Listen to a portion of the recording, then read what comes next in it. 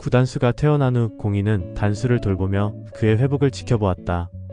하지만 두 사람의 앞에 놓인 문제는 쉽게 사라지지 않았다. 공희는 언제나 단수의 옆에서 그를 지키겠다고 다짐했지만 여전히 그들의 삶에는 풀지 못한 숙제들이 있었다. 특히 황익선과의 관계가 그들을 괴롭혔다. 안녕하세요. 오늘도 방문해 주셔서 고맙습니다. 구독과 좋아요 진심으로 감사드립니다. 오늘은 황익선 회장이 어떤 이유로 단수와 공희에게 화해를 청하는지 보겠습니다. 특히 아들 구혜준의 일기가 우리 황익선 회장에게 많은 생각의 변화를 가져다 준 것 같습니다. 정말 어렵게 큰 마음 먹고 맹공이 집에 방문하는 황익선 회장. 바로 시작하겠습니다. 단수가 태어난 첫날 공희는 병원에서 나와 집으로 돌아가면서 단수에게 말했다. 단수야, 이제 내가 내 옆에 있을 거야. 내가 걱정돼서 잠도 제대로 못 자겠어. 단수는 공희의 손을 잡으며 힘겹게 미소를 지었다. 내가 이렇게 살아있으니까 이젠 괜찮아. 더 이상 너와 구름이를 외롭게 하지 않을 거야. 공희는 그의 말에 눈시울이 붉어졌다. 단수야, 나도 내 옆에서 힘이 되어주고 싶어. 그동안 많이 돌아온 만큼 우리 아낌없이 사랑하면서 살자. 내가 더 많이 노력할게. 말은 그렇게 했지만 여전히 공희의 마음속에는 황익선 회장이 여간 신경 쓰이지 않을 수 없었다. 황익선은 단수를 향한 집착을 계속해서 드러내고 있었다. 그녀가 어떤 식으로든 공희와 단수를 갈라놓으려 한다는 걸 공희는 너무나 잘 알고 있었다. 하루는 공희가 병실에 들어가자 단수가 그녀를 보고 나지막하게 말했다. 공희야, 나 앞으로 할머니하고 등지고 살 거야. 그러면 아마도 모든 걸 잃게 될지도 몰라. 비록 내게 아무것도 없어도 너 내 곁에 끝까지 있어줄 거지? 공희는 그의 손을 꽉 쥐며 답했다. 그런 말하지 마. 당장은 회장님이 섭섭해도 다 너를 위한 행동이었다는 걸 잊으면 안 돼. 우리 시간을 두고 천천히 설득하고 해결해보자. 맹공희는 그렇게 말은 했지만 황익선이 그동안 모질게 했던 일들을 떠올리니 가슴이 답답했다. 황익선은 공희 부모님과 가족의 유일한 생계수단인 맥만두 가게를 없애고자 상가 자체를 사버리고 재개발을 진행시킨 인물이다. 어쩌면 그냥 재지 정도가 아니라 인간이라면 절대 해서는 안 되는 먹고 사는 문제를 건드린 것이었다. 이 때문에 단수조차도 비록 할머니이긴 하지만 절대 용서할 수 없다고 생각하고 있었다. 다음날 단수가 퇴원 후 요양을 하고 있는 공희의 집에 황익선이 찾아왔다. 서덕수를 동행해서 왔지만 자신이 한 짓이 있어 차마 초인종도 못 누르고 쭈뼛거리고 있을 때 마침 맹경태와 강명자가 집에서 나오다 마주쳤다. 회장님이 여긴 어쩐 일이대요? 당연히 손주를 보러 온 걸 알면서도 경태는 잠시 당황하여 뻔한 질문을 했다. 지난번 일은 미안했습니다. 댁에 저희 단수가 묵고 있다고 해서 잠시 들러봤습니다. 혹시 지금 집에 있을까요? 비록 여성이지만 기업회장 특유의 카리스마가 물씬 풍기는 황익선 회장은 나름의 공손함으로 맹경태에게 단수와의 만남을 요청했다. 하지만 감정의 골이 깊어져 있던 강명자는 그런 회장의 말에 그닥 진정성이 느껴지지 않아 약간의 시비조로 대꾸를 했다. 구체적으로 뭐가 미안한 건지 모르겠네요. 제 딸 공희를 함부로 대하신 게 미안한 건지 가게에서 갑자기 나가라고 한 게 미안한 건지? 이 말에 황익선은 얼굴이 붉어졌고 고개를 돌리며 서덕수를 쳐다봤다. 그러자 서덕수가 대신 대답했다. 안 그래도 우리 회장님께서 상가 계약건은 다시 진행시키고 기존 상인분들의 월세도 일부 조정해 주시기로 내부 지시하셨습니다. 그 말에 경태는 눈을 크게 뜨고 명자를 바라보며 서덕수 말에 집중했다. 그러니까 회장님께서 상가 매입을 하셨기 때문에 상인들과 다시 재계약을 하고 월세도 각각 10%씩 줄여주기로 하셨다는 말씀입니다. 이 말에 경태는 재확인하듯 되물으며 다짐을 받았다. 정말이지요? 확실하지요? 이에 황익선이 대답한다. 네, 우리 단수를 보살펴주시는 대가로 그리하라고 지시했습니다. 맹경태는 갑자기 해맑은 표정을 했고 강명자는 뭔가 의심이 풀리지 않은 듯 의아해했지만 일단 황 회장을 집 안으로 들였고 집 식구들을 모아 이 사실을 다시 전달했다.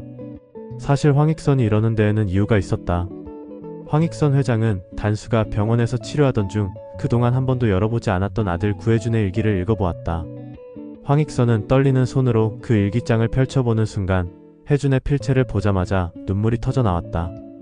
이게 얼마만이던가. 그동안 못 본 게 아니라 약해지는 자신이 두려워 일부러 안 봤던 거였는데 역시나 보자마자 아들 혜준이 체감되며 한없이 눈물이 솟구쳤다. 일기장에 적힌 구혜준은 자신의 외로움과 아픔을 한 글자 한 글자 꾹꾹 눌러 빼곡히 적어놓았다. 그는 어머니 황익선의 기대를 충족시키지 못했다는 죄책감과 사랑하는 아내 오드리와 단수에게 최선을 다하려고 했던 마음을 적어 놓았다. 또한 육아일기처럼 단수의 유아 시절을 상세히 적기도 했고, 특히 어머니 황익선에 대한 그리움과 죄송함, 그리고 안타까운 마음을 무척 자세히 적어 놓았다. 일기 마지막 장에 적힌 자신이 사랑하는 오드리와 구단수를 자신처럼 어머니 황익선도 사랑해 주기를 바라는 간절한 마음을 보며 가슴이 무너지는 것 같았다. 너무나 마음이 아팠다. 아니 찢어졌다.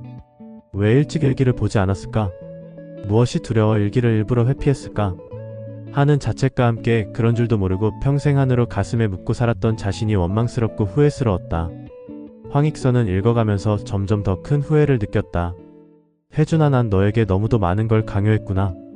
그녀의 뜨거운 눈물이 멈추질 않아 계속 읽기 힘들 정도였다. 이제야 아들이 겪었을 아픔과 외로움을 이해할 수 있었고, 그동안 자신이 얼마나 잘 못 살아왔는지 깨닫게 되었다. 미안하다, 미안해. 애미가 정말 미안하다. 혜준아. 익선은 혜준을 안듯 일기장을 가슴에 꼭 품으며 작고한 아들에게 한없이 사과를 했다. 그리고는 그녀는 한참을 눈을 감고 지나온 날들을 하나씩 곱씹으며 회고하기 시작했다. 참 힘들고 어렵게 누구보다 험하게 살아온 것 같았다. 그래서 일군 제이슨 그룹이 있긴 하지만 이제 인생에서 먼 길 남지 않은 자신의 연륜을 돌아보니 다 부질없다 하는 심오한 생각이 들었다. 그렇게 한참을 고뇌하던 황익선은 조용히 전화기를 들어 단수와 통화했고, 큰 용기를 내어 공이 집에 찾아온 것이었다. 황익선은 이제라도 자신의 잘못을 바로잡고 아들 구혜준의 소원대로 며느리 오드리와 구단수를 사랑으로 포용하기로 했다. 그래서 그 첫 다투로 단수와 공이의 결혼을 허락하려고 공이 집에 방문한 것이었다. 한편 서민기는 여전히 취업에 실패하며 좌절하고 있었다. 그가 집에서 이력서를 작성하는 모습을 강진아는 불만스럽게 바라보며 다가갔다. 서민기 지금 뭐 하는 거야? 자기 능력이 그 정도밖에 안 되는 거였어? 차라리 그냥 눈 딱 감고 제이슨에서 버텨. 자존심은 상하지만 그래도 쫓겨나진 않을 거 아냐? 서민기는 한심한 듯 한숨을 쉬며 말했다. 강진아, 정신 차려. 아직도 현실 파악이 안 돼? 지금 회사 들어가면 수많은 임직원들 눈총이 넌 안 느껴지니? 그리고 이게 다 누구 때문인데? 화가 나서 뱉은 말이었지만 차마 마지막 원망스러운 말은 마저 하지 못했다. 뭐? 누구 때문이라니? 그럼 다 내 탓이란 말이야? 그러게 내가 좀 도와줬으면 이렇게 허무하게 당하지는 않았을 거 아냐? 강진아의 대꾸가 너무나 어처구니 없어 서민기는 더 이상 말을 잇지 못했다. 그런 서민기에게 강진아는 더 황당한 말을 싸늘하게 남기고 집을 나갔다. 아무튼 우리 아빠 다시 나타나서 상황 정리되면 나도 있으래도 그지 같은 제이슨에서 나올 거야. 이것들을 전부 다 단체로 무시하는데 이젠 못 참지. 나 도도그룹 후계자야. 후계자. 서민기는 차마 너희 아빠 회사 끝났고 이젠 너 살 국리나 해야 된다는 말을 단호하게 할 수가 없었다.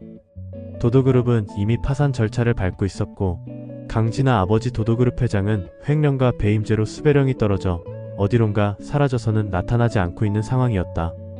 한편 정주리는 강진아와의 거리감을 계속해서 두고 있었지만 마음속에서 갈등이 일고 있었다.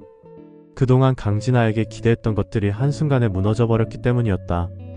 명색이 자신이 시어머니인데 오히려 며느리한테 눈치 보고 잔소리와 훈계를 들었고, 게다가 얼마를 무시를 받아왔던지 정말 진아 앞에서 기 한번 펴지 못했었다. 어쩌면 도도그룹의 파산 소식은 정주리에게 큰 충격을 주었지만 한편으로는 잘됐다는 통쾌함까지 주는 것 같았다. 그래도 혹시나 진아 후광으로 민기가 그룹 대표가 될까 싶은 마음에 수모도 참아오며 버틴 거였는데 이젠 그럴 가치조차 없어지니 강진아가 볼 때마다 꼴배기 싫었다. 그래서 더더욱 그동안 자신이 강진아를 통해 도도그룹의 후광을 의지하며 자랑했던 일이 부끄럽고 창피한 마음으로 밀려왔다. 따라서 정주리는 강진아와 더 멀어지기 위해 의도적으로 냉담한 태도를 취하기 시작했다. 그날 강진아는 정주리의 냉랭한 태도를 깊이 느끼며 드디어 참지 못하고 입을 열었다. 어머니, 혹시 저희 도도그룹이 파산 중이라고 저까지 무시하는 거예요? 정주리는 잠시 머뭇거렸다. 너무나 직설적인 말에 마음을 들켜버린 당혹감에 갑자기 할 말을 잊었다. 하지만 곧 정주리는 강진아를 노려보며 할 말은 해야겠다는 듯 강하게 쏘아붙였다. 무시는? 너 도둑이 제발 저리니? 왜 가만히 있는 애꿎은 사람한테 그렇게 말을 하니? 이 말에 진아가 다시 대꾸하려고 하자 정주리는 틈을 주지 않고 바로 말을 던졌다. 그리고 너, 대체 내가 시어머니 맞니? 도대체 어느 며느리가 시어머니한테 꼬박꼬박 말로 이기려고 하니? 너희 집에선 그러라고 가르치니? 짜증과 화가 겹치니 숨도 쉬지 않고 입에서 말이 술술 나왔다. 순간 말하면서도 당황했지만 간만에 할 말을 한 듯 온몸에 전율이 흐르며 카타르시스까지 느껴졌다. 앞으로 너 한 집에서 살 거면 어려운 줄 알고 말 조심하면서 조용히 살아라. 아니면 나가 살던가. 누가 좋아한다고 제 발로 들어와선 감히 어른한테 꼬박꼬박 잔소리야. 조심해 너. 정주리는 강한 어조로 그렇게 말은 했지만 심장이 두근두근 뛰는 바람에 강진아의 눈을 피해 뒤도 안 보고 방으로 들어가 버렸다. 정주리의 말에 한 방 얻어 맞은 듯 강진아는 한참을 멍하니 정주리의 뒷모습만 주시하며 제자리에 서 있었다. 인생사 세옹지마라고 하잖아요. 우리 단수는 공이와 할머니를 위해 2번이나 큰 사고를 겪었습니다. 공이는 구름이에 대한 책임감 때문에 원치 않은 결혼으로 한동안 하루하루가 고역이었습니다. 그런 두 사람이 드디어 큰 산 황익선회장을 넘어서 축복받는 사랑을 이루게 되는 것 같아 무척 다행입니다. 한편 많은 걸 잃고도 아직도 배회하는 서민기와 강진아도 이제는 모든 걸 내려놓고 서로의 행복을 찾기를 바랍니다. 이상으로 이번 회차 예상 스토리 확장편을 마치겠습니다. 다음 회차도 구독과 좋아요 시청 부탁드립니다. 다시 한번 감사드립니다.